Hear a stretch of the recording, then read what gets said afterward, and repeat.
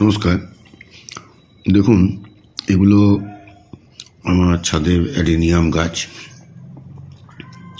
একটা গাছেও পাতা নেই, এটাই স্বাভাবিক প্রকৃতির নিয়ম। গোটা শীতকালটা এই গাছ ঘুমিয়েছিল, না কোনো জল না কোনো খাবার, কিছুই খায়নি।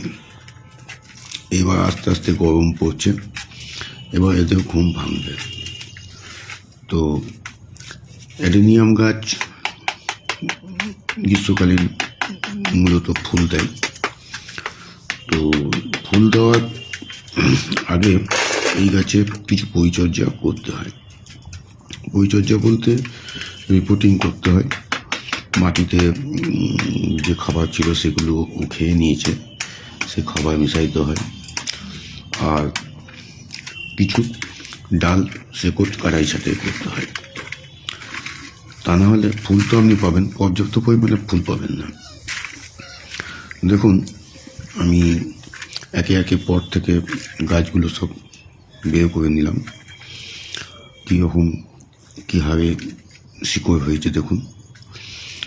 এই শিকড়গুলি আমি কিন্তু সব কেটে দেবো, এবং তার সঙ্গে এই ডালও আমি ছাঁটাই করব।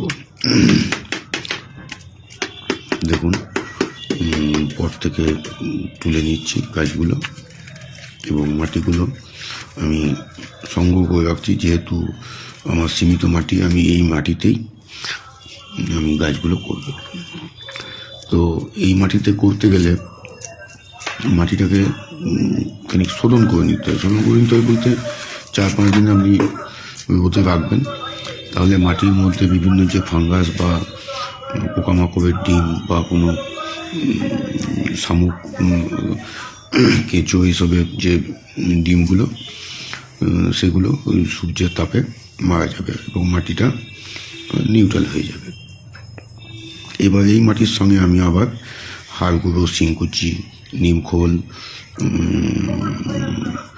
ভার্মি কম্পোস্ট পরিমাণ মতো দিয়ে আমি মাটিটাকে একটু ময়েস্ট করে 10-15 দিন রেখে দেবো। তারপরে সেই মাটিতে আবার এই গাছগুলো আমি পটিং করব। এবার দেখুন, আমি অ্যাডেনিয়াম গাছগুলো সব নিয়ে এলাম। এই গাছগুলো সব শিকড় কাটিং করব। একটাও ছোট শিকড় আমি রাখবো না। সূক্ষ্ম শিকড়, চুলের মতন শিকড়, মোটা শিকড়, জাস্ট কডেক্সটা রেখে বাকি সব আমি কিন্তু কেটে দেবো। তো এটা আপনারা করবেন বেশি ফুল পেতে হলে, নিশ্চিন্তে করবেন, কোনো ভয়ের ব্যাপার নেই। এটা না করলে সে ফুল ঠিক মতো দেবে না, গাছটা গাছই থেকে যাবে, কিন্তু ফুলের আশা খুব কম হবে। দেখুন, আমি কাটছি, কিছু কিছু কাঁচি দিয়ে কাটা যাচ্ছে না বলে আমি চাকু দিয়ে কাটলাম। একটাও শিকড় নেই। এরপর আমি যেহেতু এগুলো কাটাই ছাঁটাই করেছি, আমি এটাকে ফাঙ্গিসাইড জলে চুবিয়ে রাখবো। এটা আমি ব্যাবিস্টিন ব্যবহার করি, খুব ভালো কাজ করে। আপনারা যে কোনো ফাঙ্গিসাইড ব্যবহার করতেই পারেন। এটা 1 গ্রাম 1 লিটার জলে দিতে হয়। আমি 3 চামচ দিয়েছি, 3 গ্রাম মতন। বালতিতে নিয়ে আমি এগুলো 5 থেকে 10 মিনিট চুপিয়ে রাখবো। তারপরে এই গাছগুলোকে 15 থেকে 20 দিন আমি ছায়া জায়গায় ফেলে রেখে দেবো, যাতে ও টেস্ট পাই।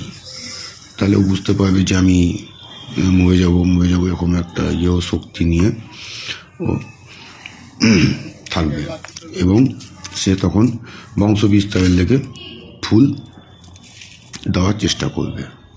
দেখুন, এটা আমি শীত থেকে কিছু চারা করেছিলাম। এই চারাগুলি এখন রেডি হয়ে আছে। যদি কেউ নিতে চান আমার সঙ্গে যোগাযোগ করবেন, আমি দিতে পারবো। তবে খুব বেশি নাই, যতগুলি আছে ততগুলি আমি দিতে পারবো। নমস্কার।